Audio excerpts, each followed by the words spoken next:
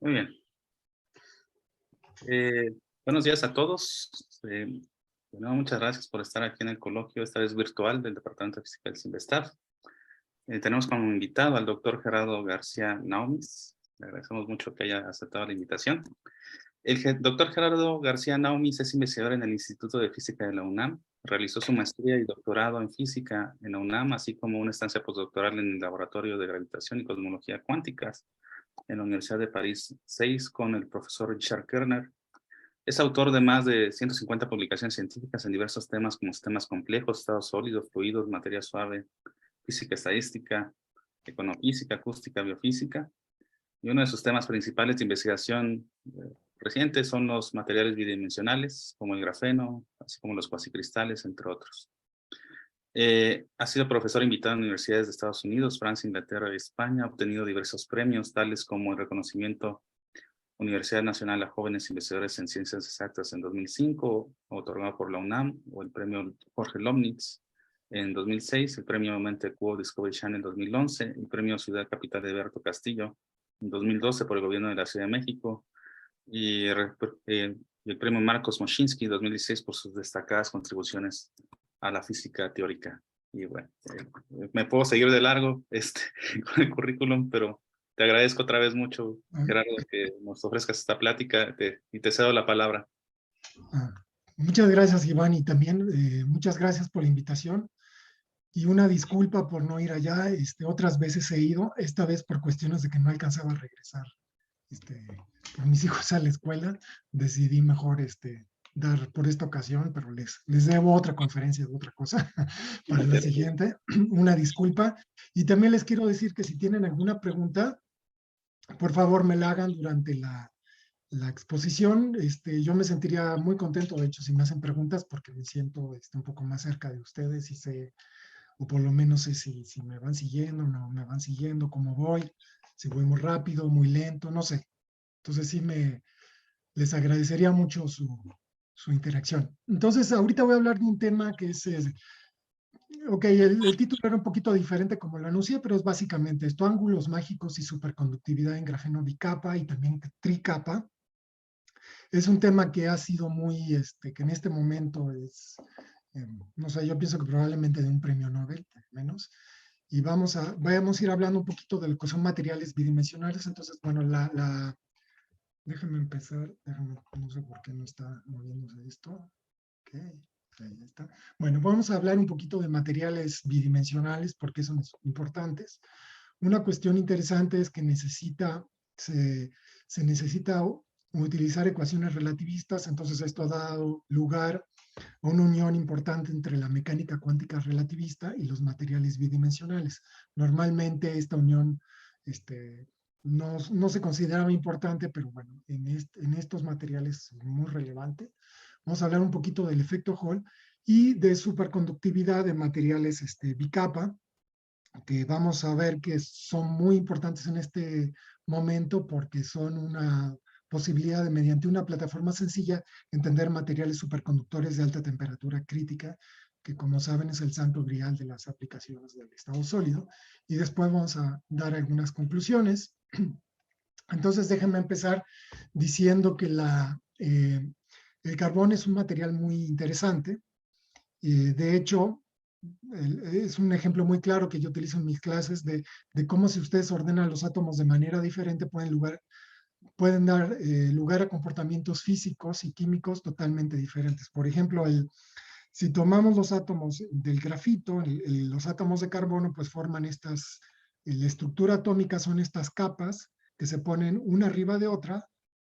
Estas monocapas justamente es lo que se le llama el grafeno, es una monocapa de un átomo de espesor, pero en el grafito se van apilando uno sobre otro. Y como resultado de ello tenemos un material que es metálico, es un excelente conductor de electricidad. Además es un material que es muy suave, se desgaja muy fácilmente, por eso lo utilizamos en los lápices, y también se utiliza en los motores, porque es cuando necesitan un material que sea suave y que además sea muy buen conductor, se utiliza en grafito. Entonces, en todos los motores eléctricos pues, se utiliza el grafito.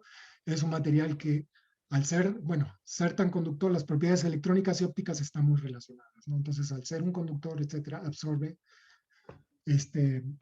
digamos, es negro. En cambio, si los acomodamos de otra manera, mediante un tetraedro con otro, mediante otra combinación lineal de orbitales atómicos, que en este caso son los orbitales sp3, se forman pirámides, y entonces tenemos un material que es un material muy, muy transparente, de los más transparentes, con un, que entonces casi no absorbe la luz.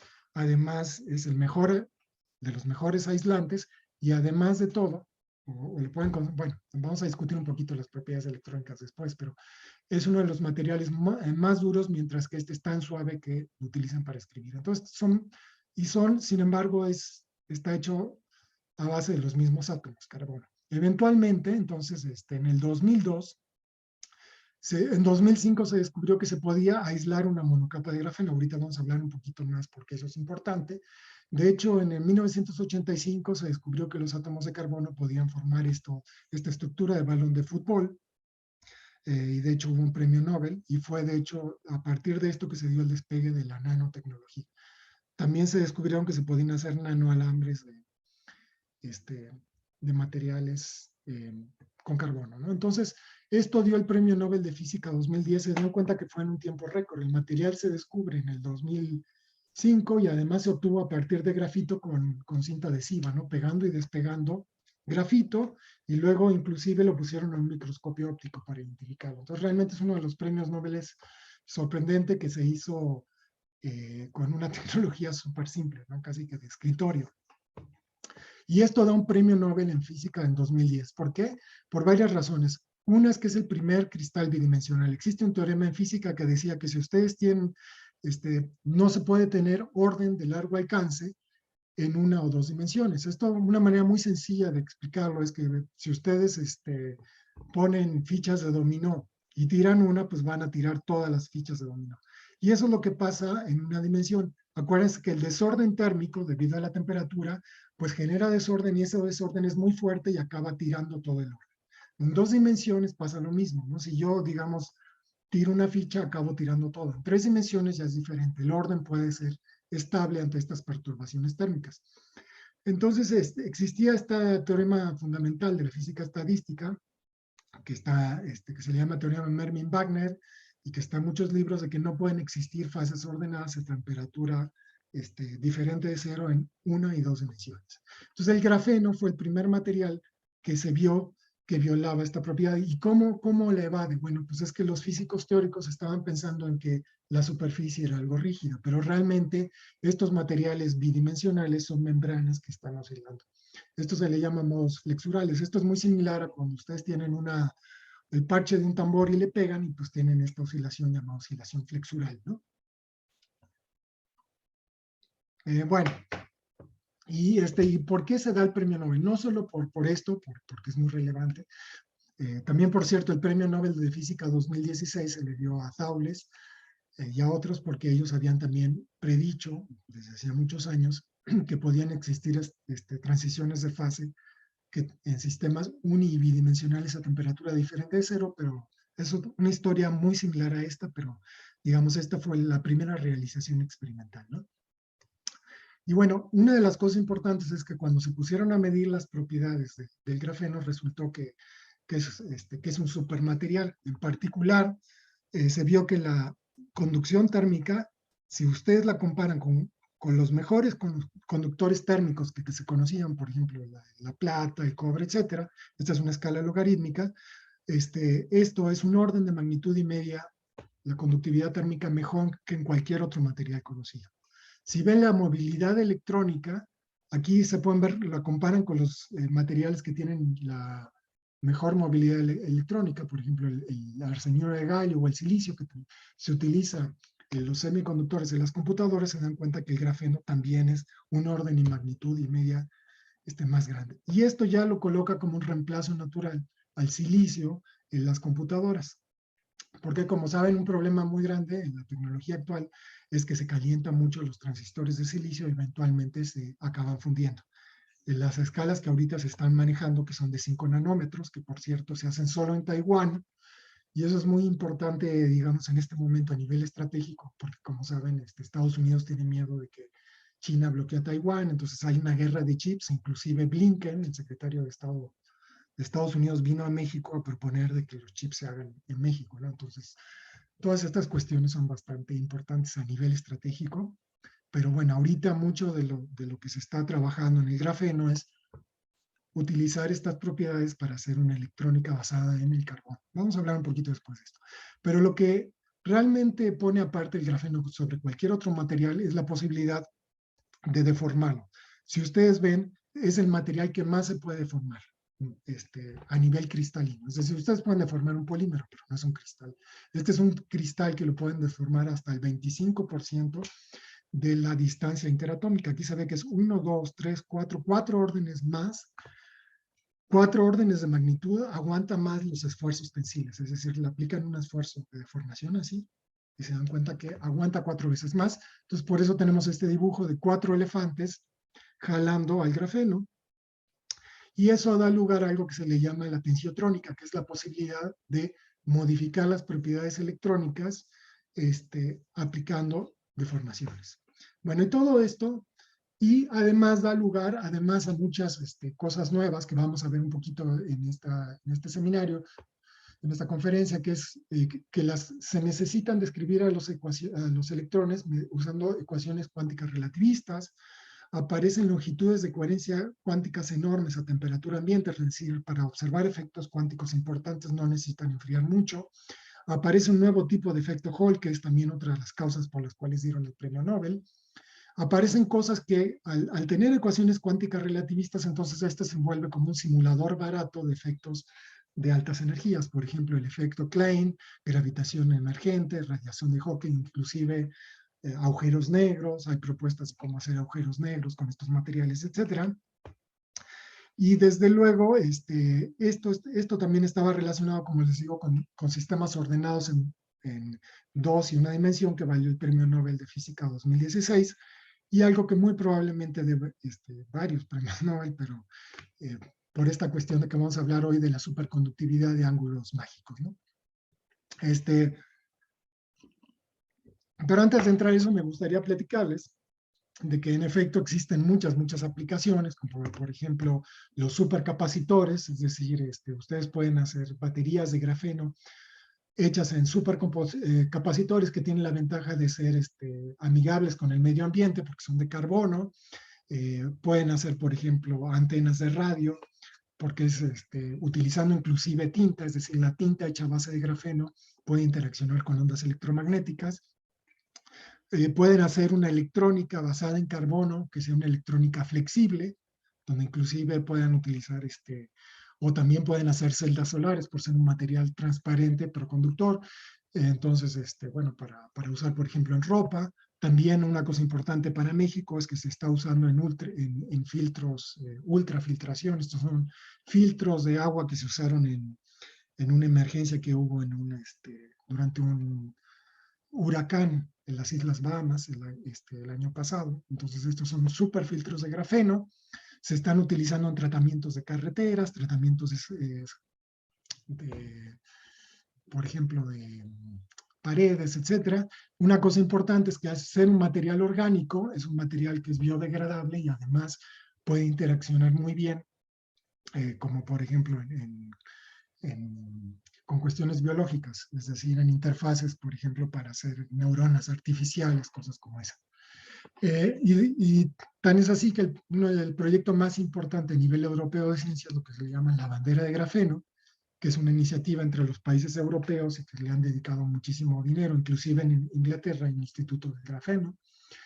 Y ellos hicieron este mapa de carretera, que de hecho, que ahorita ya estamos llegando como al final del proyecto, que en el 2013 se dedicaron a implementar técnicas de producción baratas, por ejemplo, cómo hacer grafeno barato, cómo crecer en sustratos flexibles, hacer interfaces, tintas, superestructuras, estudiar justamente la parte de toxicología.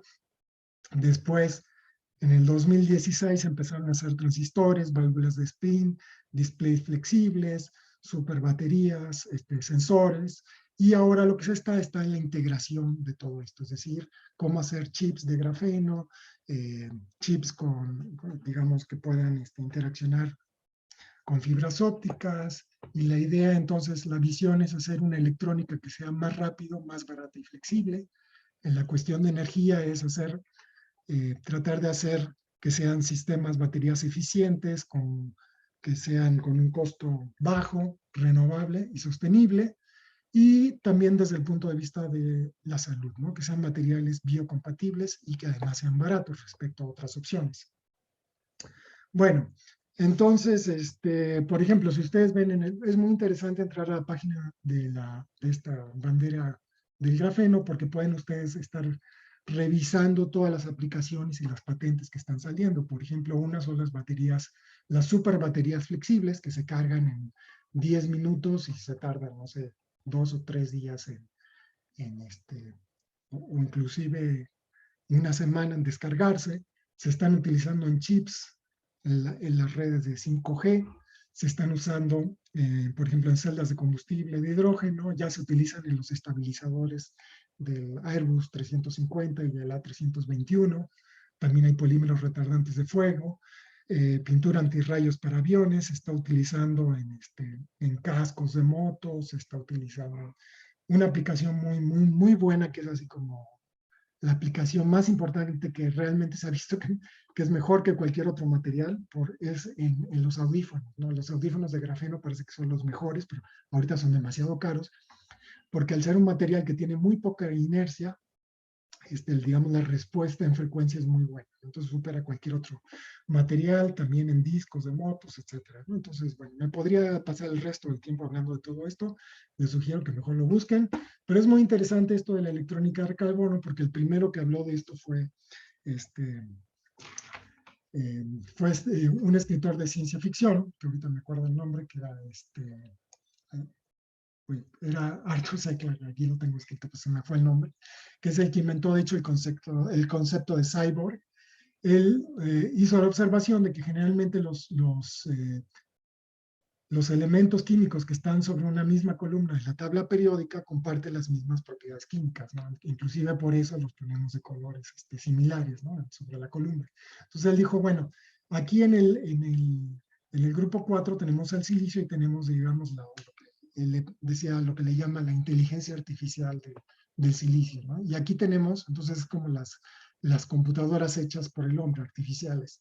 Pero aquí tenemos las computadoras hechas por la naturaleza, que son las de carbono, ¿no? Entonces uno podría decir, bueno, entonces se equivocó la naturaleza, no era mejor hacerlas de silicio o de carbono, y es lo que planteó Arthur C. Clarke, que es que en el futuro va a haber una fusión tomando lo mejor del carbono y lo mejor del silicio para hacer el cyborg, ¿no? Y la cuestión interesante aquí es que de hecho que desde algunos puntos de vista el cerebro es indiscutiblemente superior en ciertos términos respecto a la computación de silicio. ¿Por qué? Porque el cerebro en términos de energía y de área, de eficiencia, puede realizar más o menos como 5 trillones, hasta 5 cuadrillones de operaciones por watts, utilizando solamente 0.002 en metros cúbicos en volumen. En cambio, la computadora más grande, que es la Summit, por lo menos en el 2021, cuando le busqué este dato, solo puede hacer 10 billones de operaciones por watts, tomando un área de 850 metros cúbicos. Entonces, realmente hay mucho que hacer todavía, ¿no? Y desde luego también se están haciendo neuronas artificiales utilizando grafeno, pero bueno, este es todo un tema que me voy a saltar porque no me quiero pasar todo el resto del tiempo hablando de esto, pero espérame tantito, es que de repente como que se traba. ¿Requiere una pregunta? No. No sé, porque no estoy viendo el chat. Si tienen alguna pregunta, pues igual. Si tienen preguntas, jóvenes, eso hasta ahorita está muy, muy bueno. Pueden alzar su manita o el micrófono.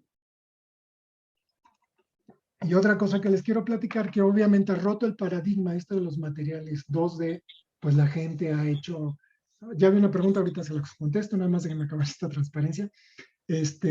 Roto el paradigma de los materiales, de que no podían existir un material, la gente ha encontrado un chorro, por ejemplo, silicio, ha encontrado nitruro de boro, muchísimas familias de materiales. Y lo interesante es que ahora la gente los está poniendo unos sobre otros y la idea es hacer ingeniería de materiales. Entonces la idea, esta transparencia, todo el mundo la pone en este campo. La idea es hacer como una especie como de Legos que tienen ciertos bloques estructurales y pueden poner una capa sobre otra y entonces diseñar materiales, lo que se le llama heteroestructuras de materiales bidimensionales con propiedades, digamos, por diseño, ¿no? La realidad no es así. De hecho, nosotros le hemos dedicado mucho tiempo a este problema. De hecho, tenemos un review que salió en esta revista. Aquí está, un review como de 70, 80 páginas, donde decimos que en realidad esto es como que si trataran de acoplar Legos de diferentes Legos con Legos piratas, etcétera, donde no, realmente no entran tan bien las piezas y entonces las tienen que deformar. Y esas deformaciones, que es lo que está ilustrando esta figura, produce cambios en las propiedades electrónicas y ópticas. Entonces, esas deformaciones, al juntar los materiales, las capas, pues van a modificar los materiales y hay que entenderlo bien, ¿no? Entonces, a ver, ¿cuál era la pregunta? No sé si le dan la palabra a... Norma, Sí, aquí. Ok, ¿Me escuchan? sí, te escuchamos. Bueno, recuerdo que hizo un comentario de las técnicas de generación, muy, pues baratas. Mi pregunta era, ¿qué tan baratas, comparativo con qué? No sé, solo es a nivel de investigación o si es comercialmente accesible a generar revenue. Bueno, mira, la cuestión está para qué vas a usar los materiales bidimensionales. Primero, como dije aquí, no solo es grafeno, ya hay un chorro de materiales, fosforeno, borofeno, siliceno, calcogenuros de metales de transición, y muchos son muy fáciles de hacer. El carbono, como les digo, como lo hicieron, pues es con una cinta, pues con masking tape, despegando grafito, ¿no? Entonces, ¿qué más fácil? Te compras un lápiz y lo puedes hacer en tu casa, ¿no? Súper fácil. Ahora, ese grafeno no te sirve para hacer un transistor, ¿no? Ese grafeno te sirve para hacer muchos grafenos y utilizarlo, por ejemplo, para copiar una superficie. Entonces, si necesitas eso, pues es muy barato, ¿no? Ahora, si necesitas hacer un transistor, es más difícil, pero se puede hacer y es competitivo. Ya al principio era muy caro, ¿no? Pero ahorita ha bajado mucho de precio, inclusive lo puedes comprar. Inclusive hay cuando empezó todo esto, había unos inversionistas mexicanos que les interesaba mucho y hablaron conmigo y dieron mucho dinero. Inclusive hay una compañía mexicana que empezó a producir grafeno y es la pionera, ¿no? En América Latina de eso. ¿Ok? Entonces la Gracias. respuesta es, ¿para qué lo vas a usar, no? Sí, depende. Y hay y pues han desarrollado muchas técnicas, ¿no? Incluso todo un rollo, ¿no? Pero hay varias. Depende, la respuesta es depende para qué lo quieres y qué tan puro lo quieres, ¿no? ¿Sí? De acuerdo. Gracias. Ok. Bueno, entonces, de lo que vamos a hablar hoy es lo siguiente. Resulta que entonces ustedes pueden agarrarse estos materiales de forma, los pueden, como les digo, lo puedes poner uno sobre otro y las deformaciones les cambian las propiedades, ¿no? Pero también pueden usar esto para cambiar las propiedades, como dije. Esto es como si fueran una hoja que agarran y pueden hacer esto, que es doblarla, flexionarla, la pueden estirar, pueden inclusive hacer origami, y se ha hecho con grafeno, pueden hacer kirigami, todo eso. Vamos a hacer como elefantitos, así como si fuera una hoja. Y todo esto pues le cambia las propiedades electrónicas. Por ejemplo, pueden, si lo doblan, pues le pueden volver un aislante. Ahorita hablamos un poquito de esto, etcétera, etcétera, ¿no? Bueno, de lo que les voy a hablar hoy es algo que empezaron a jugar esto. De hecho, en el 2018 le dieron el premio internacional, así como el, el descubrimiento más disruptivo del año, en el 2018, que es lo que le llaman la tensiotrónica, que es agarrar una capa de un material, poner otra capa de material y girarlo y ver qué le pasa a las propiedades electrónicas a medida que lo van girando, ¿sale? Entonces, nosotros hemos trabajado en estas dos cosas. De hecho, llevamos trabajando en esto desde hace mucho tiempo. Bueno, llevamos en el grafeno casi desde que lo descubrieron, ¿no? Pero, en fin. Y una cosa interesante es que muchas de estas deformaciones pueden tratarse como si fueran campos magnéticos pseudoefectivos, ¿no?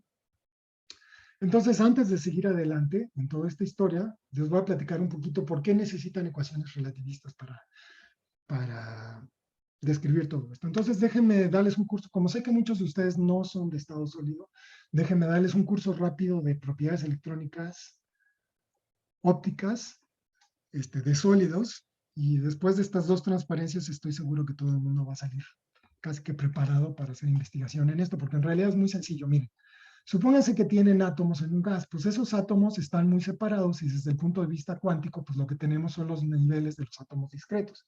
Por ejemplo, si esto fueran átomos de hidrógeno, pues tendrían los niveles S, P, D, y pues estas funciones de onda pues no se hablan entre sí porque los átomos no se ven.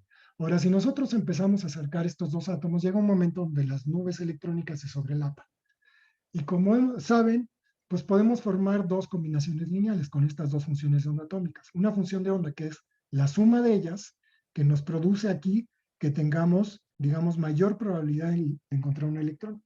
Ahora, cuando hacemos esto, este electrón pues va a brindar la carga positiva de esto y entonces genera una fuerza de atracción. Y eso es lo que lo descubrió Linus Pauling y es lo que se le llama lo que produce que estemos hablando ahorita, que el mundo esté sólido, ¿no?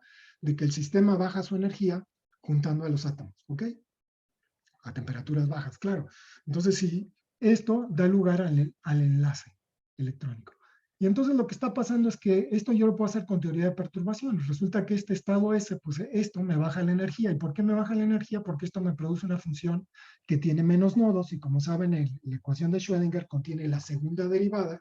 La segunda derivada es el cambio de la curvatura. Entonces, cuando una función de onda tiene menor curvatura, pues siempre tiene menos energía y se lo baja. Entonces, esta que está aquí se llama de antibonding, que es cuando yo las resto. Esta combinación lineal de funciones atómicas. Y esto me da más energía. Entonces, lo que me está diciendo es que lo que antes tenía un nivel, ahora se vuelve dos niveles. Ahora, ¿qué pasa si tengo muchos átomos y los junto todos? Pues esto me va a generar justamente un continuo de estados aquí que se le llama banda. Este continuo de estado, el estado que está hasta abajo de la banda, pues me genera, pues es cuando las funciones de onda son así, todos los enlaces los tengo aquí, y luego aquí estos estados que están aquí en medio, pues es que hay una modulación, una onda que modula, y en la que está hasta arriba, pues siempre es la antibonding, que tiene todos los enlaces rotos. Entonces aquí realmente para pasar de acá a acá lo que hago es rompo el enlace, el electrón se sale y rompí el enlace, ¿no?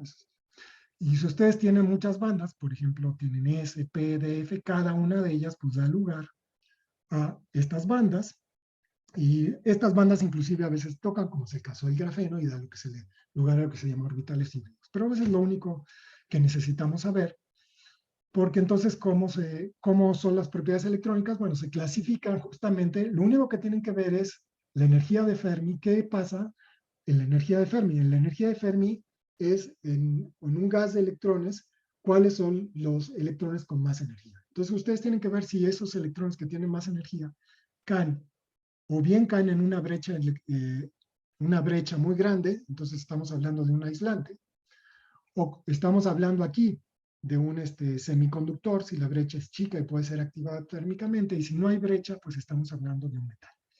Y de hecho lo que les dice, digamos, la teoría de la física estadística o el estado sólido, le dice, bueno, tú no tienes que fijarte en todos los electrones porque los que tienen menos energía no juegan, lo único que te debes hacer es fijarte en una banda.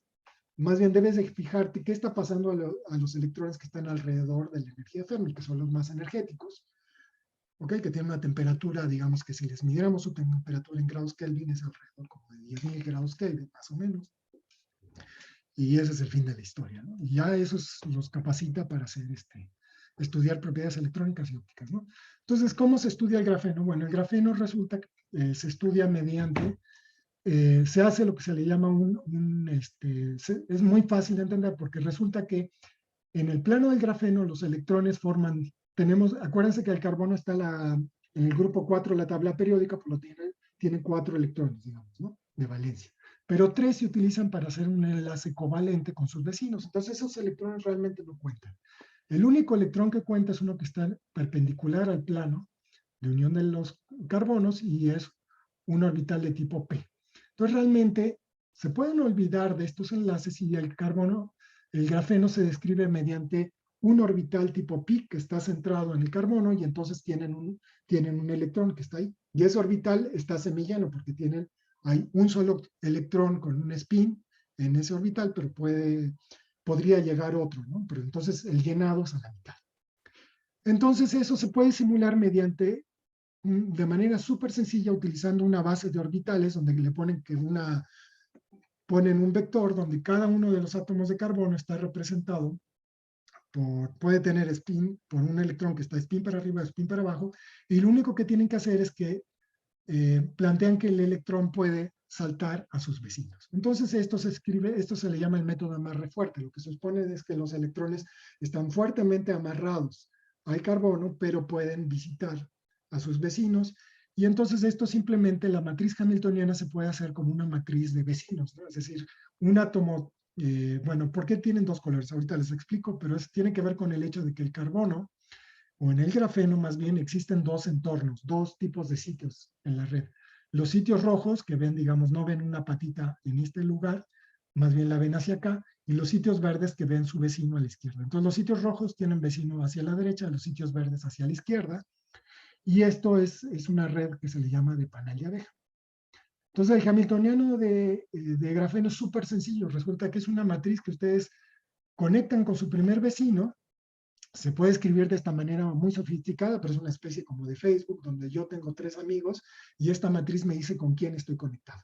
¿Sí? Entonces dice, bueno, el átomo este está conectado con este y este, le pongo un numerito, los numero los átomos y veo quién está conectado con quién, y a las conexiones le doy un valor que es la escala de energía, que es 2.8 electronvoltios, y lo único que debo hacer es diagonalizar esta matriz. H aplicado a phi igual a F.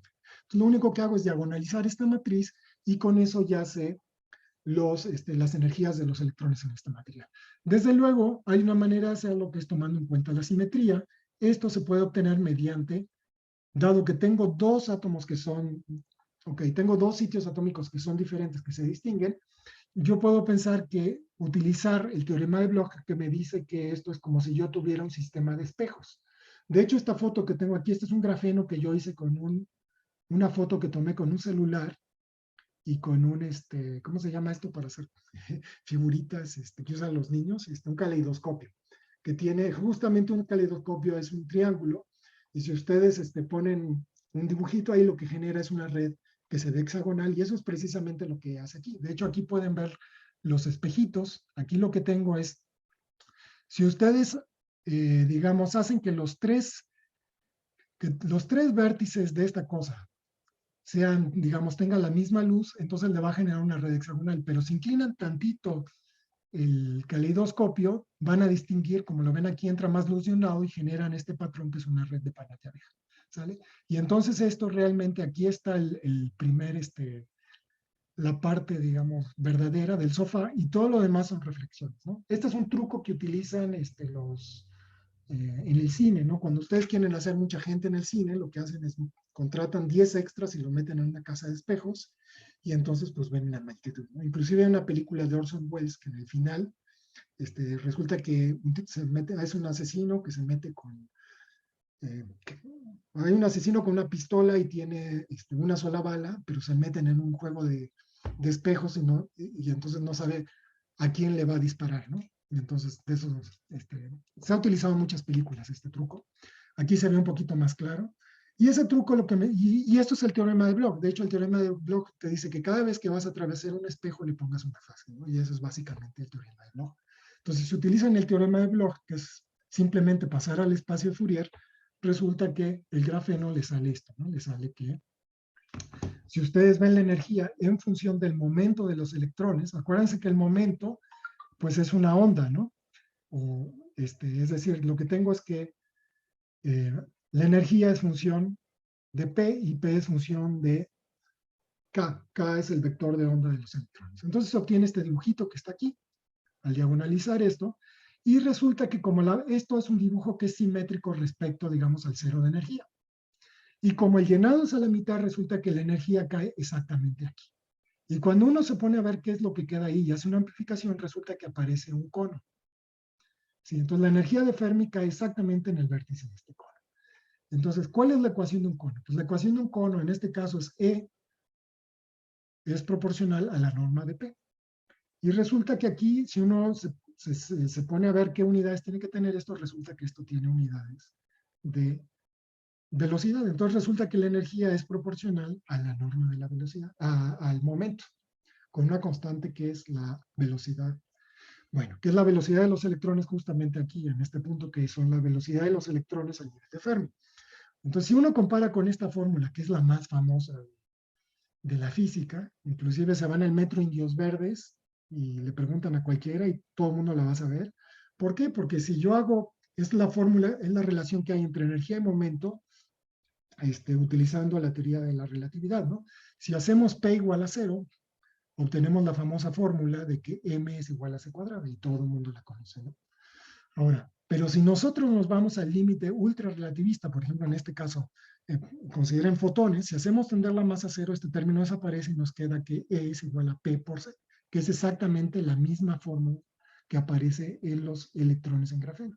Entonces, de hecho, lo que me está diciendo esto es que los electrones en grafeno se pueden tratar como si fueran partículas ultra relativistas, y por lo tanto necesitamos mecánica cuántica ultra relativista.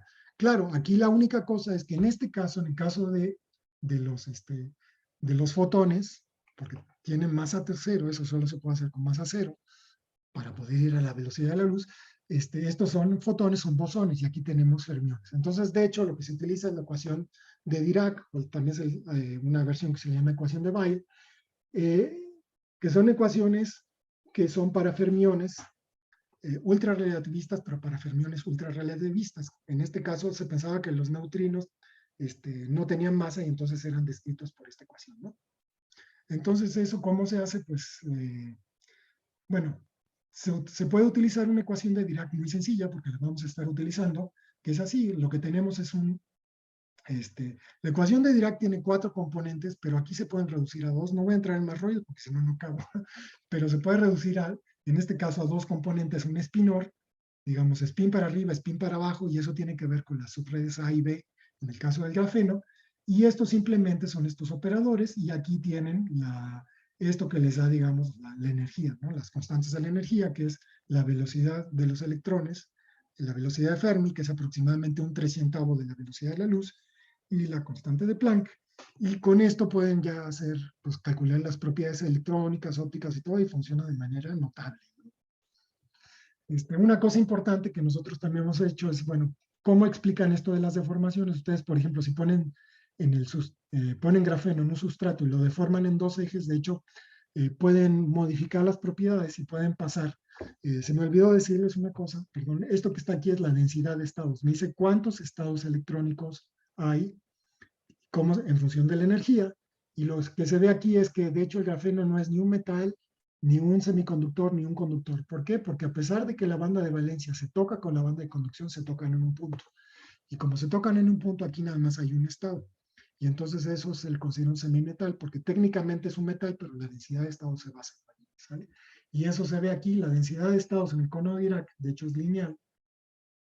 Y bueno, si ustedes deforman, pues una cosa que hicimos hace muchos años es que si ustedes deforman una dirección, el sistema se empieza a volver como dímeros, y los dímeros, el espectro se vuelve así y hacen una brecha energética y forman un aislante. Pero si deforman en una dirección perpendicular, pues la densidad de estados se ven aquí, y al nivel de Fermi tienen estados. Entonces lo que está diciendo es que dependiendo de la dirección en que ustedes deformen el grafeno, pueden pasar de un semimetal a un metal o a un aislante, ¿no? Y eso ya se ha visto que es cierto.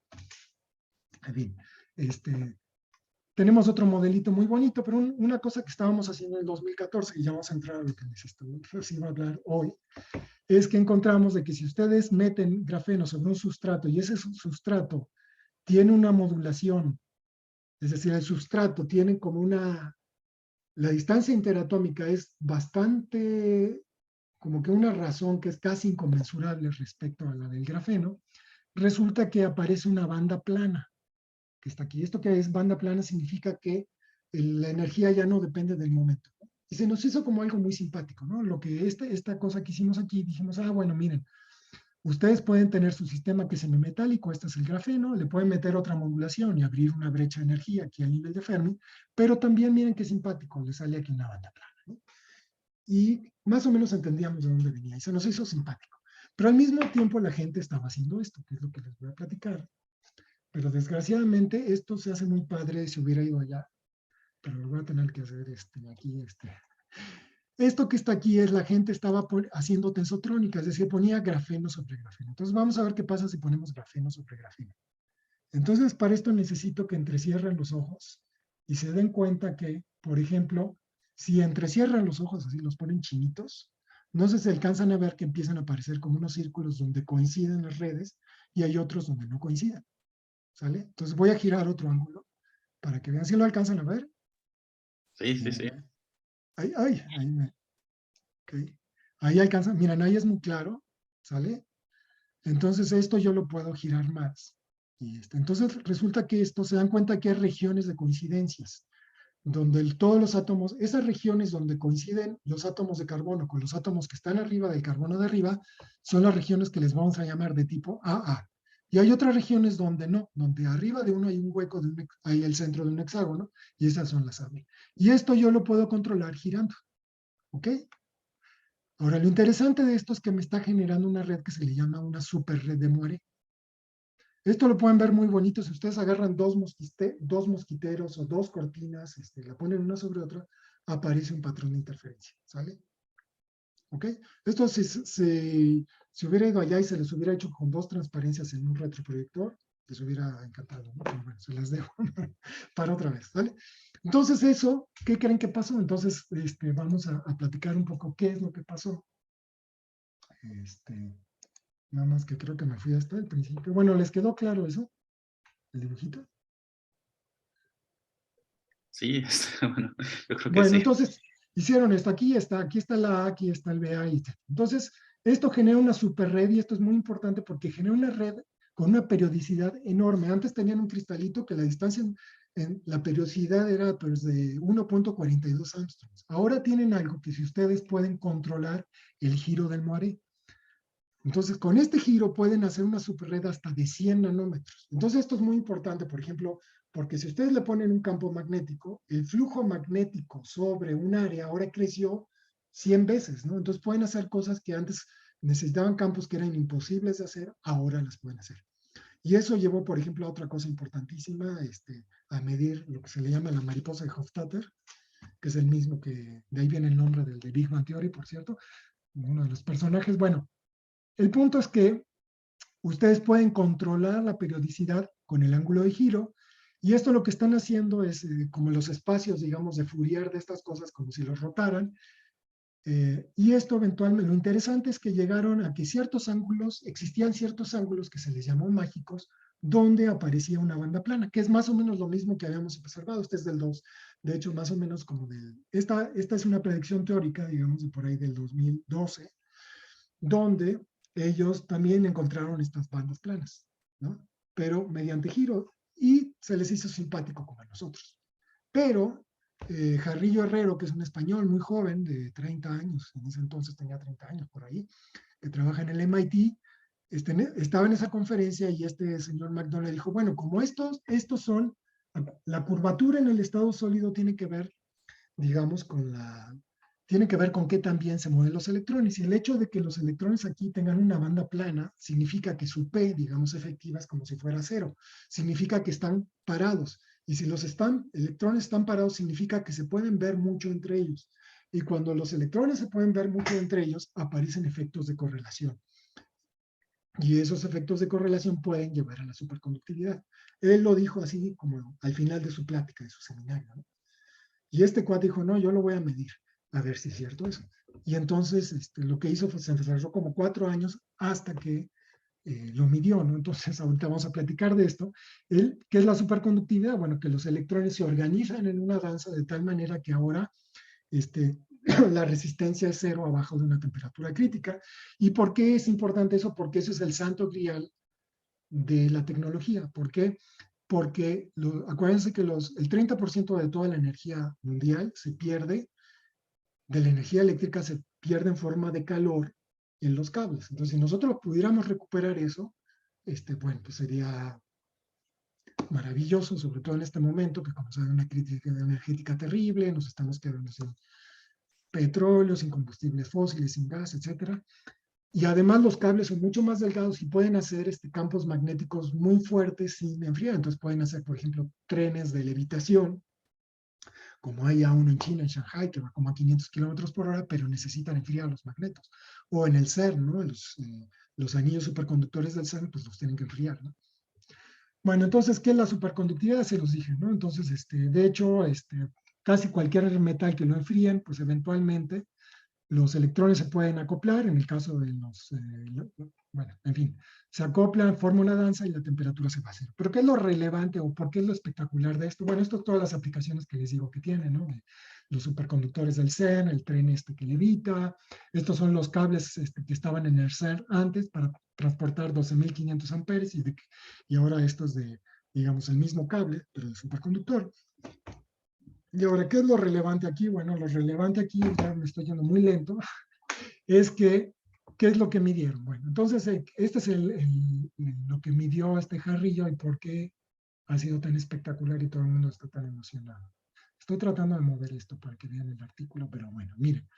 Lo que pasó es que este es el sistema que ellos hicieron, es decir, pusieron grafeno sobre grafeno, lo rotaron, que fue lo más difícil, rotarlo exactamente al ángulo mágico, que ahorita ya se puede hacer de manera muy fácil, gracias al trabajo de una ecuatoriana que se llama Ribeiro.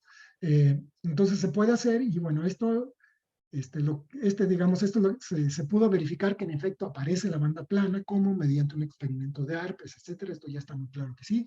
Este es el dispositivo, como se ve, y aquí está la medida de la resistencia, ¿no? Y aquí se ve como eventualmente se va a cero, ¿ok? Aquí. La temperatura es muy baja, ¿no? Entonces, esto ocurre a, no sé, a 1 grado Kelvin, es muy baja, pero eso no es lo importante. Lo importante es que este sistema tiene una geometría fija y se puede dopar con agujeros o electrones. Entonces, cuando hacen eso, resulta que aparece lo que se llama un diagrama de fases cuánticos. Aquí está la temperatura y aquí está la densidad de portadores de carga, que pueden, digamos, cuando van dopando con huecos o con electrones, y esto es lo que aparece el diagrama de fases, ¿no? Entonces se ve que en estas temperaturas y estas densidades de conductores resulta que tenemos un domo superconductor. Luego aquí aparece un aislante, que es un aislante donde los electrones se correlacionan y se le llama aislante de Mott, y aquí aparece un superconductor. Y aquí arriba tenemos metal, metal y aquí un Mott. Y ahora lo relevante de esto es que este es el mismo diagrama de fases de los superconductores de alta temperatura críticos que no han podido ser entendidos. Pero en esos sistemas, para empezar, son sistemas muy complicados porque son sistemas generalmente cuaternarios, es decir, tienen 4 tipos de átomos diferentes, unas celas, una estructura cristalina complicada, con digamos, orbitales D, F, cosas así, complicadas en general. Aquí tienen algo súper sencillo que les sale el mismo diagrama de fases. Y además, en esos sistemas tienen que agarrar el sistema y lo van dopando con diferentes tipos de dopante y tienen que hacer muchas muestras químicas para hacer esto. Esto no necesitan hacer nada, simplemente le cambian el voltaje y miden este diagrama que está aquí. No solo eso, sino que al diagrama lo pueden modificar, modificando el ángulo, y pueden obtener los diferentes tipos de diagramas que aparecen en diferentes tipos de familias de superconductores. Y como nadie los ha podido explicar, digamos, de manera total, esto da la esperanza de al menos entender estos sistemas que son mucho más sencillos, ¿ok? Y ahora pues me queda, como siempre, me quedan 5 minutos para explicar lo que hemos hecho nosotros, y se los voy a platicar. La historia está resumida, es como el mapa de carreteras. Miren, el mapa de carreteras es que en el 2011 ellos dicen, pues pueden existir en estos sistemas bandas planas, ¿no? En el 2000, nosotros dijimos por aquí en el 2014 que había bandas planas en esos sistemas, bueno, con deformaciones. Y hemos visto que también nuestra propuesta es que puede hacerse superconductividad con estos sistemas deformados, ¿no? Esa es nuestra propuesta, desde luego. Que es superconductividad bicapa, se midió en 2018, y luego en el 2019 se produce un modelo quiral, que digamos que es un modelo simplificado, que es una matriz de 4x4. Y con este modelo quiral, se logró entender que se podían obtener los ángulos mágicos, reproducir, digamos, de una manera relativamente sencilla, muy sencilla, pero además con esto se pueden generar sistemas multicapas de 3, 4, 5 capas y generar los ángulos mágicos para siguientes tricapas, 4 capas, en fin. Y entonces entendí, con este modelo se puede generar todos estos, y estos ya han sido medidos experimentalmente, ¿no? Inclusive ahorita vamos a hablar de esto. Y nosotros en el 2021 produjimos un modelo que podíamos reducir esto todavía más a un modelo de 2x2, es una matriz de 2x2, todavía más fácil, pero lo más importante es que la gente produció las bandas planas, pero no explica por qué se producen las bandas planas.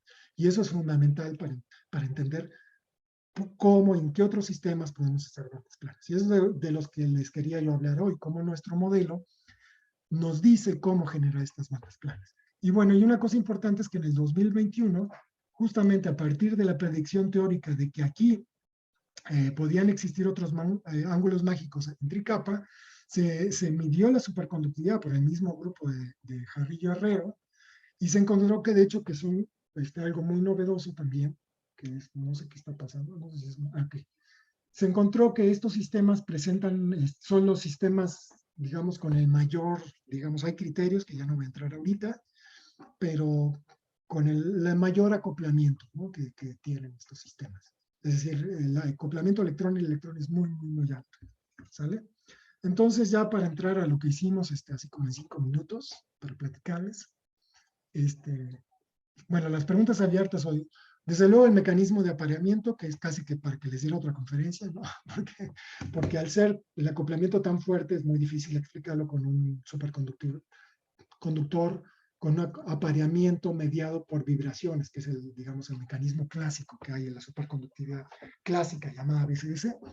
Entonces, el tipo de superconductividad es o no del tipo que se conoce BCS, pero ¿qué determina la aparición de bandas planas? ¿Qué otros sistemas pueden tener bandas planas, etcétera? Todo esto ya de por sí es un tema de investigación.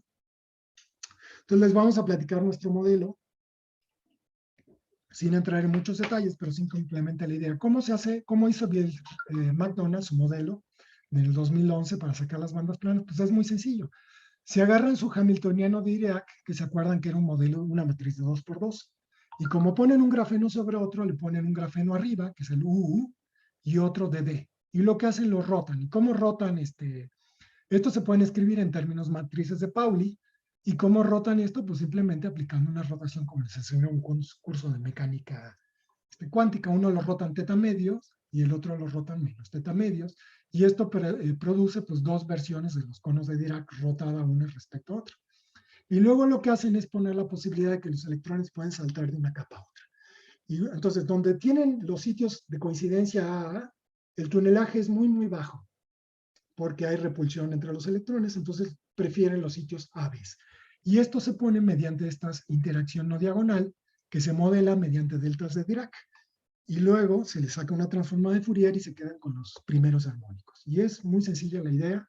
Y se hacen todo ese rollo, se llega a una matriz de 4x4, y el modelo quiral es todavía el más sencillo, donde dicen, bueno, vamos, en los sitios A con A, no vamos a permitir que los electrones tuneleen. Entonces, es muy fácil. Nada más van a tunelear cuando tenemos un carbono arriba del otro.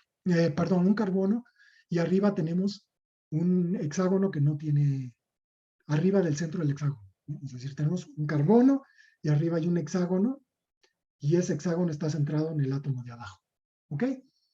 Entonces esto se puede llevar de manera muy bonita a un hamiltoniano de 4x4 que está aquí, donde este operador D se le llama de modo cero y está dado por esto. Es un operador, aquí tenemos un operador que es un operador anti-holomórfico, que es este que está aquí. ¿Ok?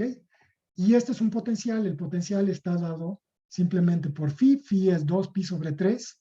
Es un ángulo, es una fase. Y luego, esto Q1, Q2, Q3 son 3 vectores. Este es el espacio recíproco, es decir, cómo se ve el espacio de momentos de los electrones. Este es digamos, la punta del cono de Dirac, y estos son los puntos gamma. Y la otra cosa es que todo el ángulo de giro y toda la interacción energética está en este parámetro alfa. ¿Ok? Entonces ahí está metido el ángulo de giro.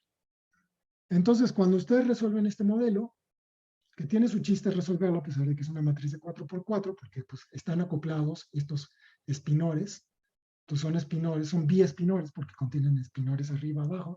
Entonces, cuando le resulta que le toma la estructura de bandas, aquí está la energía, aquí está, digamos, cuando caminan en el espacio recíproco, los momentos, y aquí están las bandas planas en los ángulos estos, ¿no? Entonces, este modelo simplificado les permite sacar, pues, los ángulos mágicos y dónde ocurren estas bandas planas, que es donde ocurre la superconductividad, ¿no? Y de hecho, pero bueno, no les explica a estos señores, pues no explican ni por qué ocurren las bandas planas, por qué ocurren esos ángulos, etcétera, ¿no? Entonces, lo que hemos hecho nosotros Les voy a presentar el modelo más simple y casi que pueden saliendo de este seminario empezar a hacer investigación sobre este tema. En el 2001 hicimos una cosa súper simple, que es un truco que se utiliza con la ecuación de Dirac, que fue tomarle el cuadrado. Si ustedes le toman el cuadrado a ese hamiltoniano, resulta que esto se desacopla y les queda simplemente una matriz de 2 por 2, es la misma matriz, esta y esta. Y aquí les queda 0. Y entonces esto se ve de esta manera. Entonces déjenme entrar aquí. Pero ahora lo relevante de esto es que pone ya la física, se las pone enfrente. Ya dices, si no le entienden aquí a la física es porque de plano. Porque ¿cómo está hecho? Es una matriz de 2 por 2, entonces tienen este gradiente, este laplaciano, que es la energía cinética de los electrones. Luego aparece esto que es un potencial. Esto es un potencial que le llamamos nosotros de confinamiento, que es así, digamos, si lo vamos cortando, tenemos unos valles y unas montañas. Y entonces esto confina a los electrones. Entonces esto que está aquí es como si tuvieran un pozo cuántico con simetría trigonal. Y esta alfa, que es el ángulo de giro, controla. Eso es lo que se le llama un punto cuántico, básicamente. Se pone un electrón y está confinado, y el ángulo de giro lo que hace es controlar la altura de las barreras. Entonces esto se vuelve un problema muy, muy sencillo. Y luego, pero lo que lo hace un poco más complicado es que aparece esto, que nos ha llevado tiempo entender qué demonios es esto, pues es lo que se le llama un potencial no abeliano, es decir, es como una especie de campo magnético que no es homogéneo, y al no ser homogéneo, esto no conmuta consigo mismo, este operador, por eso se le llama no abeliano, es decir, importa el orden en que lo opere, ¿no? Y bueno, entonces pero esto tiene una interpretación muy, muy bonita que hemos logrado recién hasta este año sacar, y que es simplemente una corriente entre capas. Resulta que esto nos está hablando que tenemos un balance entre energía cinética, energía potencial y corriente entre capas. ¿Sale? Y hay un conjunto de resultados que hemos estado publicando en 2021 y 2022, que se los voy a decir. No quiero entrar así mucho en detalles porque pues no tenemos tiempo. Ya me quedan 3 minutos, y es que el hamiltoniano entonces se puede escribir como matrices 2 por 2, lo pueden poner con matrices de Pauli, y ya casi que pueden hacer todo, ¿no? Porque es física cuántica pues de carrera, ¿no? Pero de hecho una cosa muy importante que también explicamos, que la banda plana se debe a que son estados degenerados del hamiltoniano h cuadrado, y que tienen que ver con que en realidad h cuadrada es un mapeo de esa red subyacente de panal de abeja a una red triangular.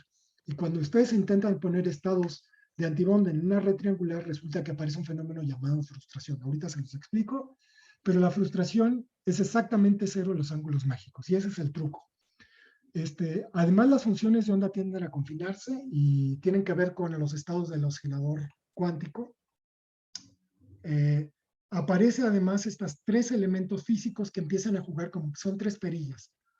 La energía cinética, que tiene que ver con la frustración, el confinamiento del potencial no niveliano. También aparece algo que es una topología del hamiltoniano especial. Además sale que en efecto existe un campo magnético sobre cada uno de los electrones, es decir, lo que está pasando es que un electrón siente un campo magnético producido por la corriente del otro electrón que se mueve de arriba. Y además de una cuestión 8 que puede llevarse una analogía con problemas de rigidez mecánica en puentes y con fonones, que esto es así súper esotérico, pero también, bueno, en fin. Pero ¿qué es esto de la frustración? Bueno, la frustración es esto, miren, ya es casi que lo último, es si ustedes intentan poner estados de tipo antienlace en una red triangular, pues resulta que aparece un fenómeno de que no pueden hacerlo porque hay estados bonds, digamos, que no se satisfacen. Muchas personas esto lo ponen como si ustedes tratan de poner en una mesa. Por ejemplo, imagínense que tienen 2 grupos de personas que no se conocen. Las personas rojas, digamos, y las personas que le ponen una etiqueta azul.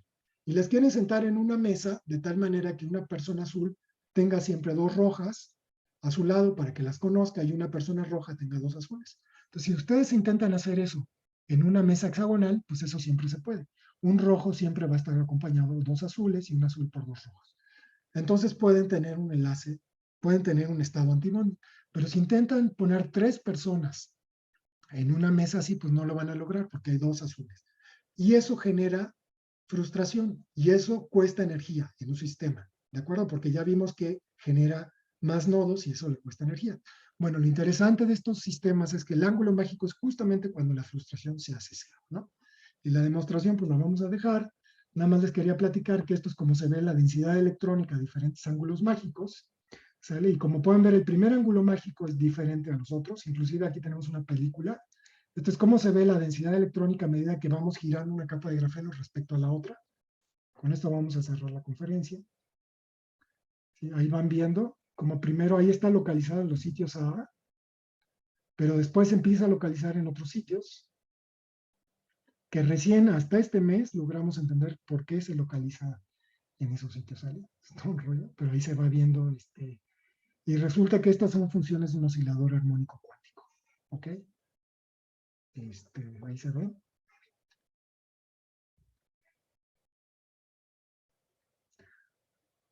Okay. Y ahorita la siguiente película que les voy a pasar, como a todo el mundo le gusta mucho el cine, esta es cómo se ven, si ustedes les toman se van al espacio recíproco, es decir, le toman en espacio recíproco, ven que le pasa a, digamos, descomponen en Fourier estos paquetes, esta densidad de estado, esta densidad electrónica, cómo se ve, ¿no? En el espacio de momentos. Esto es cómo se ve.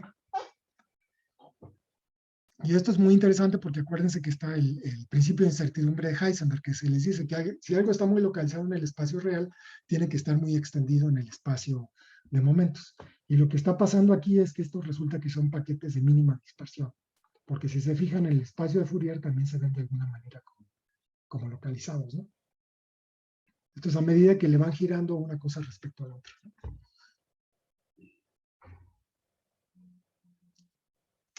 Bueno, entonces aquí, ya para cerrar, nada más les comento que entonces lo que hemos hecho nosotros es identificar la energía cinética, por ejemplo, calcular los valores esperados de energía cinética, energía de confinamiento cuántica, y esto que finalmente pudimos entender que es una corriente entre capas de grafeno. Todo esto lo pueden ver en el artículo que salió hace poquito, este año, en el 2022, ¿ok? Y inclusive vimos que el primer ángulo mágico lo podemos capturar usando una técnica perturbativa, y entonces inclusive pudimos calcular estas cantidades, cada una de estas cantidades, y lo que se ve aquí tenemos la energía, esta es la energía cinética más la potencial, y lo que se ve es que los ángulos mágicos ocurren cuando la energía cinética más la potencial es igual a la corriente intracapa, y entonces esta función se va a cero, y ahí es donde están los ángulos mágicos, y aquí está cómo evoluciona cada una de estas cantidades en función del ángulo, es decir, esta es la energía cinética, que es la línea azul, estos son los resultados numéricos, esta es la energía potencial de confinamiento, que va aumentando con el ángulo, y estas son las corrientes intracapa, y esto es nuestra teoría de perturbaciones, al primer orden, que más o menos pues está medio cucha aquí, digamos, pero porque la energía de confinamiento no está muy bien. Sin embargo, con esto podemos calcular más o menos el primer ángulo mágico. El primer ángulo mágico, el resultado exacto es 0.58, pero a primer orden nos queda 0.25, ya lo hemos mejorado, nos da mejor. Inclusive aquí tenemos un mejor dibujo. Ya esto lo podemos hacer mejor, utilizando otros puntos en el espacio K. Este es lo numérico, digamos, y esto es nuestro resultado a segundo orden, y se ve que ya le pegamos muy bien. Y bueno, lo importante ha sido que logramos entender que este operador no abeliano resulta que son corrientes, y esas corrientes también tienen una distribución de máximos y mínimos. Es decir, hay zonas del espacio donde las corrientes son más fuertes y menos fuertes, pero no están en lugares triviales. Bueno, entonces ya voy a cerrar la plática. Sé que el final fue un poco muy por encima, pero bueno, la idea es que se lleven una embarrada de todo esto. Entonces, lo que acabo de decir es que, bueno, existe un nuevo estado sólido que requiere saber cuántica relativista. Y esto es muy importante, ¿no? Porque pues yo cuando estudiaba, no sé, ecuaciones cuánticas relativistas en el posgrado, decía, bueno, pues esto nunca me voy a dedicar al estado sólido, nunca lo voy a usar, y ahora resulta que es lo que uso todos los días, ¿no? Y luego, cosas importantes es que hay nuevas fases cuánticas mediante girotrónica, tensiotrónica, y además mediante muchos materiales diferentes. Y desde luego, pues no está entendida la relación con superconductores de alta temperatura crítica. Aún en este caso es bastante complicado, pero así como, pues es muy, pues realmente es muy interesante de que sale lo mismo, y probablemente esto nos pueda ayudar a entender esos sistemas que son mucho más complicados. Estos ya son suficientemente complicados, pues los otros son realmente un nivel de complicación mucho mayor. Entonces, bueno, y para los estudiantes, aprovecho ya un comercial. Miren, escribí un review en la Revista Mexicana de Física, precisamente donde está todo esto, ¿no? Este review es gratis, lo pueden bajar de la Revista Mexicana de Física. Fue escrita en México por estudiantes de licenciatura, maestría, doctorado mexicanos, entonces se lee muy fácil y ahí está todo lo que les dije hoy si quieren profundizar. ¿Sale? Bueno, pues muchas gracias. No sé si pongo stop share o quieren que... Yo creo que lo dejamos ahorita así, Ok, pero sale. permítame agradecerte mucho por esta plática, excelente plática, y les pido a los asistentes que abran su micrófono y les damos un aplauso al doctor Gerardo. Pues, muchas gracias. Les mando saludos como Pepe Mújica, ¿no? De verdad, muy buena plática, Gerardo. Muy buena charla. Pues muchas gracias. Ahora invito a los estudiantes, por favor, a los profesores o quien quiera preguntar, externos. Si quieren preguntar, alcen su manita. Yo tengo una listota aquí, la verdad me gustó mucho tu charla, Gerardo. Entonces, mientras se animan, los muchachos, déjame tomar una aquí aleatoriamente. Aquí en esta última slide, hablas de que necesitas ecuaciones cuánticas relativistas, pero también hablas de una velocidad de 10 a la 6 metros por segundo, que es una centésima de la velocidad de la luz. ¿Realmente sí es necesaria la ecuación de irnos a ecuaciones relativistas con una centésima de la velocidad de la luz? Bueno, es que aquí hay que acordarnos que los electrones en un sólido pues se visten, ¿no? Es como, pues como las partículas en cuántica que pues cuando interaccionan entran al vacío, inclusive en el vacío pues generan una nube de cosas alrededor. Entonces, por eso quise remarcar eso. Realmente la velocidad de los electrones en grafeno no es más alta que en silicio, de hecho. Es más o menos la misma y como tú bien dices, no necesitarías en principio mecánica cuántica relativista. Pero los electrones se visten, o sea, en un material normal los electrones adquieren una masa efectiva que depende de la curvatura de la banda. De hecho, cuando yo dije que la banda era plana, pues lo que pasa es como si tuvieran masa infinita, Sí. los electrones. Entonces, aquí lo paradójico del asunto es que a pesar de que la velocidad y la masa no son relativistas, la ecuación efectiva resulta ser relativista. Okay. Entonces es como si tú tuvieras que renormalizar todos los parámetros y es realmente lo que haces, ¿no? Sí. ¿Sí? Por ejemplo, nosotros, bueno, sí, por ejemplo, un trabajo, yo empecé con estas cosas en grafeno y todo eso, pero empezamos en el 2007 cuando no había casi nadie trabajando y podías hacerlo más fácil. Entonces dijimos, bueno, a ver, ¿cómo se resuelve cuando tienes electrones con ondas electromagnéticas, ¿no? Con Dirac, ¿no? Entonces nos pusimos a estudiar trabajos de 1940, 1930, claro, hay que adaptarlos a 2D, que eso sí es difícil, ¿no? Pero nada más le cambian los parámetros en principio y en principio ya es, a eso me refiero por efectivas. A pesar de que no son relativistas, lo quiero enfatizar, son efectivas. Okay. Gracias. Y funciona a todo dar, ¿eh? Por eso les dieron el premio Nobel. Por ejemplo, el efecto Hall cuántico, esto produce un nuevo efecto Hall cuántico, donde los niveles de Landau van como raíz de n. Los niveles de Landau, que es un semiconductor en un campo magnético, están igualmente espaciados porque es un problema de licenciatura, ¿no? Es el oscilador armónico cuántico, los niveles van como n por h barra omega. Pero la predicción de la ecuación de Dirac es que van como n, raíz de n, justamente por el h cuadrado. Si tú tomas el h cuadrada es como Schrödinger, pero si le tomas raíz es h. De hecho, es el truco que hicimos nosotros. Ya. Al final. Sí. Hay una pregunta de Pablo Roy. Adelante, Pablo. Gracias, me pareció también muy interesante el coloquio. Tengo una curiosidad de cuando se toma, digamos, el operador cuadrado en analogía con el caso de Dirac. Cuando eso se hace en Dirac, se pasa a Klein-Gordon, ¿no? Y se pierde la información del spin. Entonces, en este caso, ¿hay alguna información del pseudospin que también se quede ahí o cómo? Sí, de hecho es muy interesante porque si tú es muy buena pregunta. De hecho, si tú estudias el hamiltoniano h cuadrada, los estados solos, ¿ok?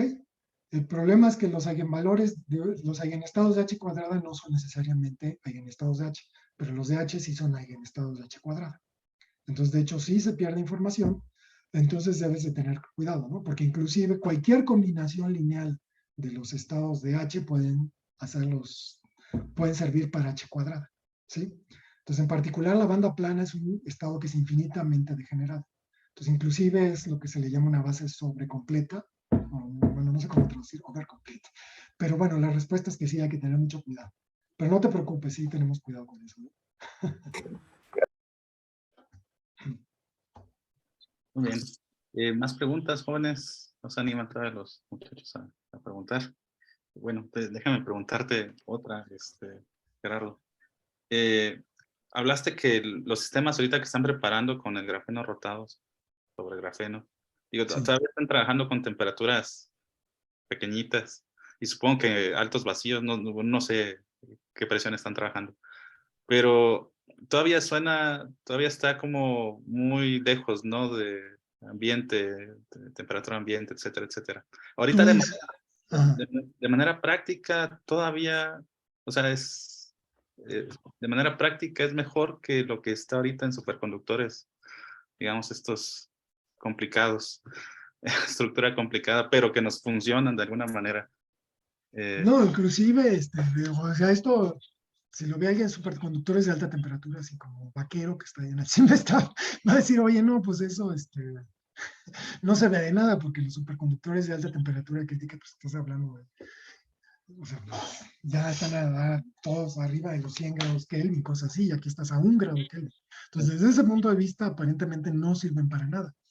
La cuestión no es esa, sino que la cuestión está desde el punto de vista fundamental.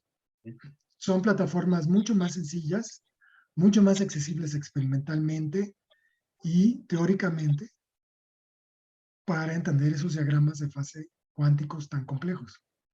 Entonces los otros, desde el punto de vista tecnológicos, pues son mucho mejores porque pues, están a temperaturas muchísimo más altas y ya se utilizan, pero tienes que seguir enfriando. El problema es que ha sido como una carrera que está un poco estancada, ¿no? A pesar de que hay gente que dice que existen superconductores, que ha medido superconductividad a temperatura ambiente, la verdad es que es muy debatido. Inclusive hay reportes de compuestos grafíticos mojados donde se reportan superconductividad a temperatura ambiente. O sea, ya, inclusive yo tengo un trabajito de eso con un cubano, que cuando me habló de eso pensé que estaba loco, pero después ya entrándole ya me di cuenta que de hecho estas bandas planas también tenemos un trabajito donde agua con grafeno resulta que puede generar bandas planas también, ¿sale? Entonces está la propuesta nuestra de eso. Ok. Tenemos otra pregunta aquí de Eduardo Márquez. Adelante, Eduardo. Hola, buenas tardes ya. Sí, ¿Qué tal? gracias Buenas. por la plática, muy, muy interesante.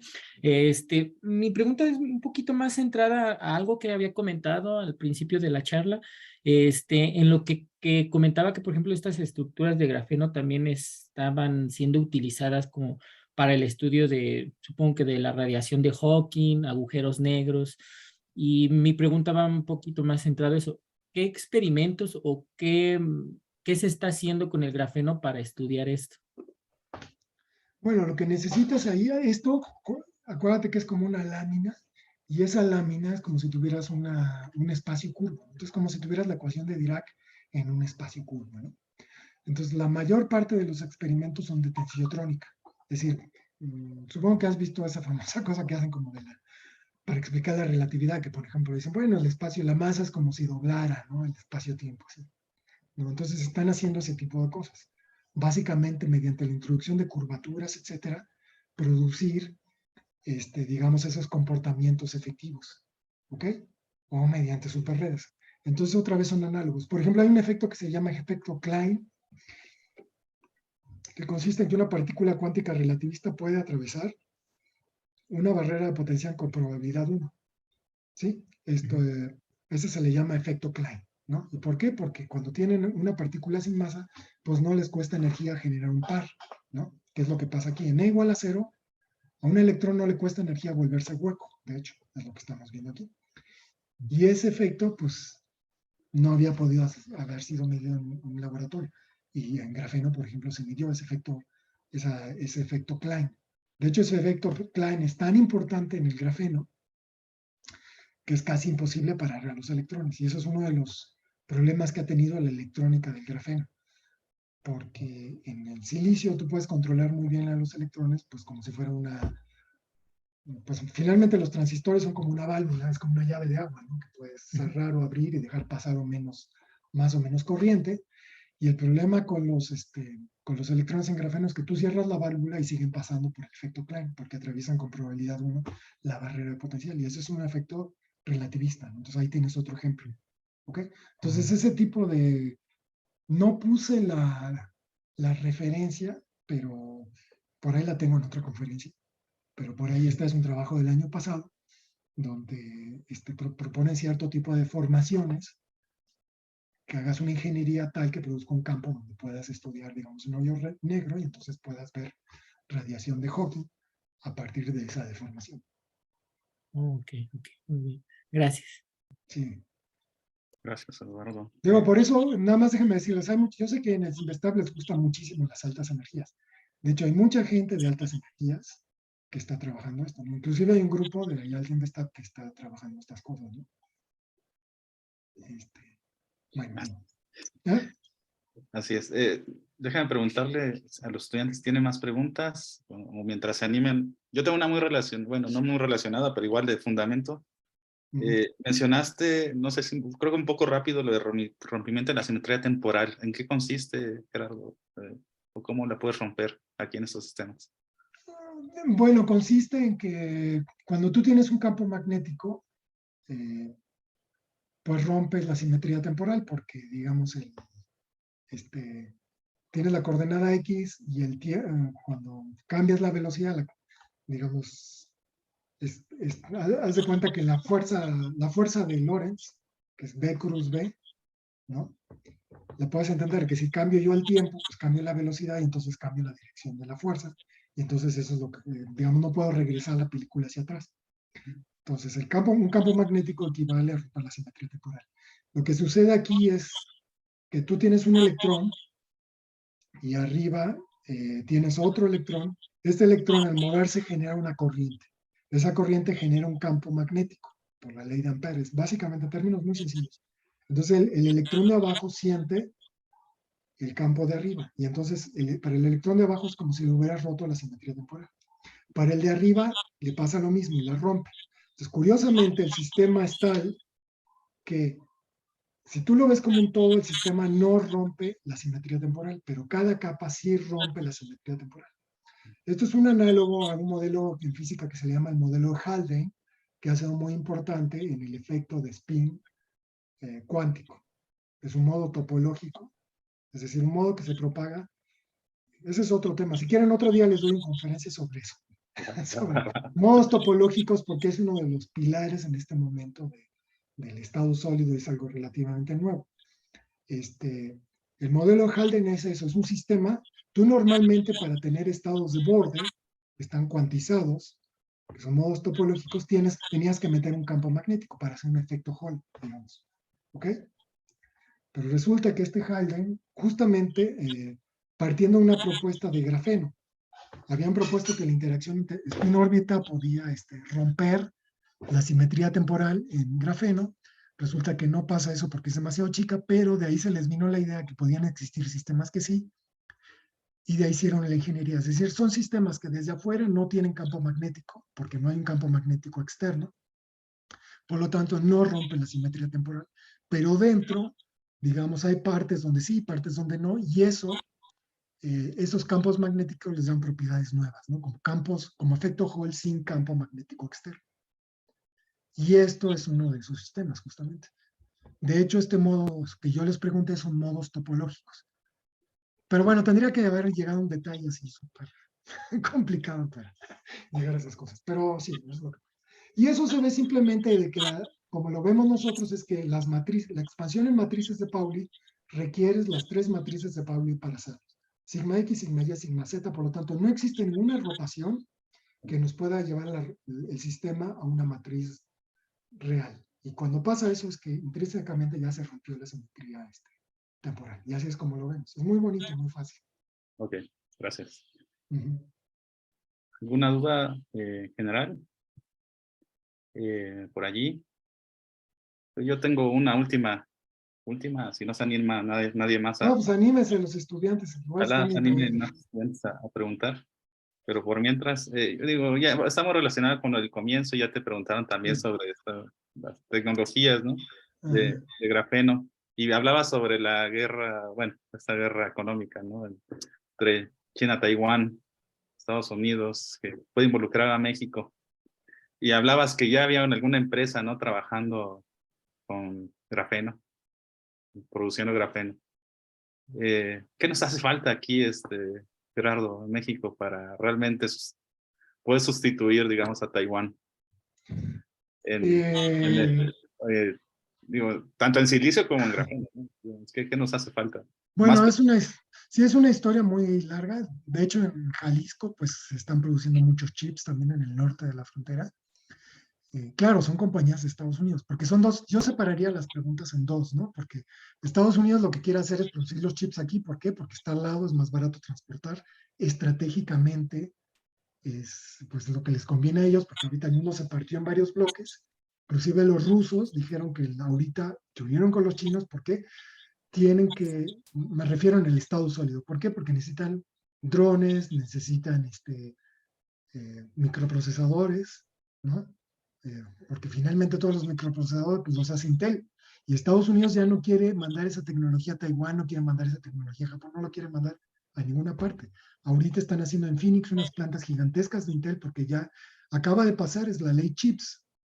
A mí me sorprende porque en la ciencia en México a veces como que estamos un poquito dormidos con esto de la ley de los chips. Acaba de pasar esto que es la iniciativa de ciencia más importante en 20 años. ¿Ok? Blinken vino explícitamente con Marcelo Ebrard y López Obrador. Tuvieron una llamada y estuvieron hablando de eso. ¿Y por qué? Porque obviamente si quieren producirlo, en Estados Unidos es mucho más caro producirlo. Pero aún si lo quieres hacer en México, necesitas en esas líneas de producción, necesitas gente muy entrenada. Si necesitas doctores en física, doctores en estado sólido, y pues no hay la producción. Además está la cuestión de visas, ¿no? En este momento, a los estudiantes rusos, a los chinos no les están dando visas, ¿no? Para entrar a Estados Unidos, ¿no?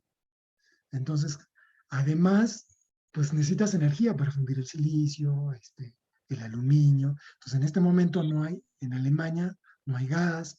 Es decir, es una cuestión que está moviendo todo de aquí a los próximos, no sé, es un reacomodo del mundo. Y México tiene que estar, y los estudiantes mexicanos tienen que estar atentos a esto que está pasando, ¿no? Sí, porque por un lado, desventajas, por otro lado, la pregunta es, también está la cuestión del litio, se nacionalizó el litio, se necesita gente que desarrolle baterías, entonces la cuestión más importante a nivel civilizatorio en este momento, desde luego la cuestión de resolver la guerra, que no hay una guerra nuclear, pero también está el calentamiento global que requiere también pues cambio en la cuestión cómo se consume la energía, la cuestión de las baterías, cómo se produce la energía, y todas esas cuestiones están en estos temas y están en los físicos, y los físicos deberíamos ser los que aporten ideas. Entonces, ¿qué es lo que necesitamos? Pues hay una cosa importante, micro y macro, ¿no? Yo como lo veo personalmente. Micro es nosotros estudiar, ser muy buenos en lo que hacemos y ser cada día mejores y estar atentos, estudiar mucho, estar en el laboratorio, estar atento a la gente que sabe. Eso es lo que podemos hacer a nivel personal hasta cierto punto, pero a otro punto también son decisiones políticas, ¿no?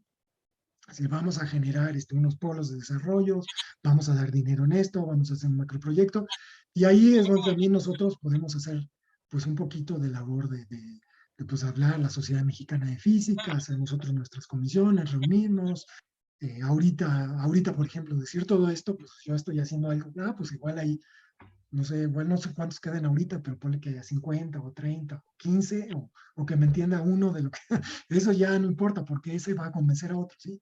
De que esto es importante, ¿sí? Porque es importante a nivel estratégico, ¿no? Y entonces nosotros sí vamos a ser importantes, pero no queremos ser importantes a nivel de maquila, ¿sí?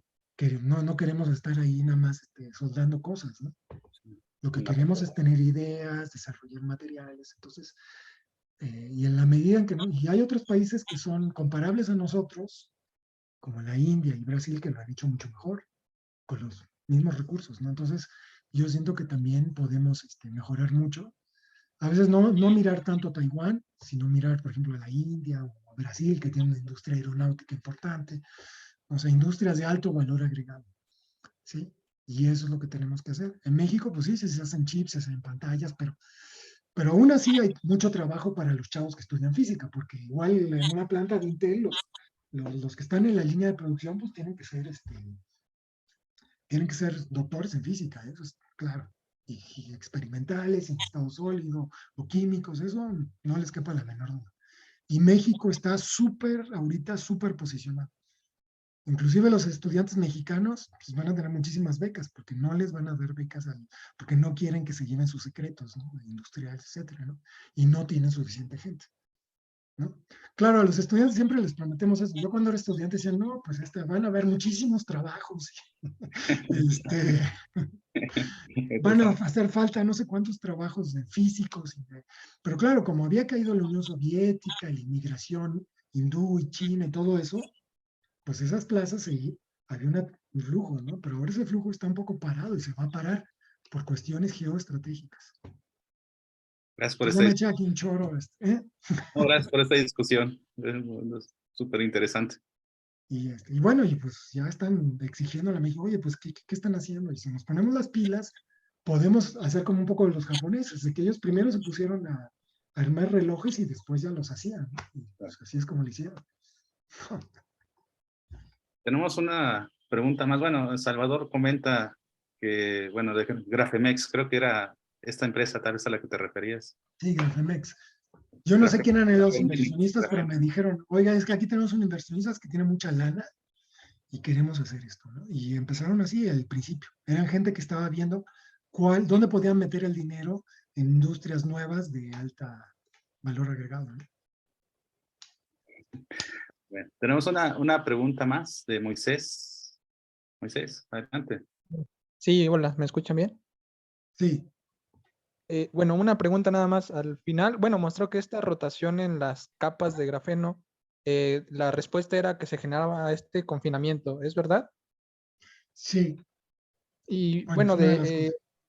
Ujú. bueno, en general, ¿de qué me serviría un cable de grafeno que tenga este confinamiento y entre todas las, bueno, además de todas las propiedades que mencionó? Pues mira, tú ahorita podrías hacer un cable de esto, pero la temperatura es tan baja que desde el punto de vista tecnológico, pues te diría no te sirve para nada. Creo que es lo mismo que le dije, Van, ¿no? O sea, ahorita a nivel de aplicaciones, el grafeno en superconductividad no te sirve de nada, ¿ok? Pero lo que sí te sirve es entender qué es lo que está detrás. Inclusive, pues, ahorita tenemos un proyecto de CONACYT donde lo que estamos haciendo es sistemas análogos a esto, donde rotamos cosas, inclusive ópticos, y vemos qué pasa. ¿Ok? Y en eso sí nos puede servir. Pero ahorita yo te diría, tu respuesta es un poco negativa. Yo te diría una respuesta negativa, pues no te serviría así. Ahorita esto no te serviría para nada tecnológico. Cero competitividad con esto. Ok, bueno, es que mi pregunta iba más en el sentido de que si era algo propio de este orden, digo, en general el grafeno lo describió como bueno, no, un objeto que tiene Ajá. 3 vecinos. Uno de ellos es cargado. No, lo describí como una red de carbono. Es como un Ujú. panal es como agárrate un panal de abejas y en cada vértice del panal de abejas pones un carbón. Eso es grafeno. Ok. Bueno, sí. Y bueno, si Ajá. en general pudiésemos encontrar objetos similares que podamos rotarlo, por ejemplo, como ADN, Bueno, pudiésemos ver exacto. esta respuesta. Exacto. Eso de hecho es el proyecto de CONACYT, ¿no? Inclusive hace muchos años, en el 2005, nosotros habíamos hecho un experimento con un fluido. Teníamos un fluido con un pozo y luego dentro le poníamos otro pozo rotado y nos salían cosas loquísimas, ¿no? Inclusive sacamos un trabajo de eso. Y ya nos olvidamos de esa historia, pero es básicamente la misma idea. Poner como cosas rotadas unas sobre otras y generas patrones nuevos y pues sí, lo puedes hacer con polímeros, lo puedes hacer con ADN, lo puedes hacer con lo que se te dé la gana. El chiste es la idea, ¿no? ¿Sí? O sea, por eso se llama twistrónica. Yo no dije twistrónica de grafeno. Aquí puede ser twistrónica de, no sé, bloques de concreto, si quieres, en agua, no sé. ¿Sí? O sea, abre una cuestión, como un panorama intelectual, ¿no? Para pensar nuevas cosas.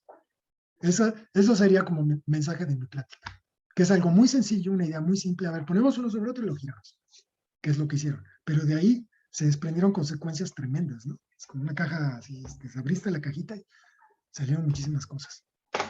Ese es el mensaje. Ok, muchas gracias. Muy bien. Bueno, si hay alguna última pregunta, último momento, adelante. Creo que no. Si no, entonces ahora sí te agradecemos mucho, Gerardo, Bueno, de nuevo por esta charla. ok, muy bien. Los que quedan acá, les pido por favor otra vez que hagamos un aplauso. Pues muchas gracias. Muchas gracias y ya la próxima vez les prometo que voy a los Indios Verdes. Te pasamos a buscar. No, yo voy en metro, voy tranquilo, siempre tengo, me voy siempre en metro. Me voy caminando, bro. Bueno, ya la próxima vez en taxi. Vale. Bueno, hasta luego, nos vemos. Muchísimas gracias de nuevo. Gracias. Hasta luego a Hasta todos. luego. Saludos. Muchos saludos.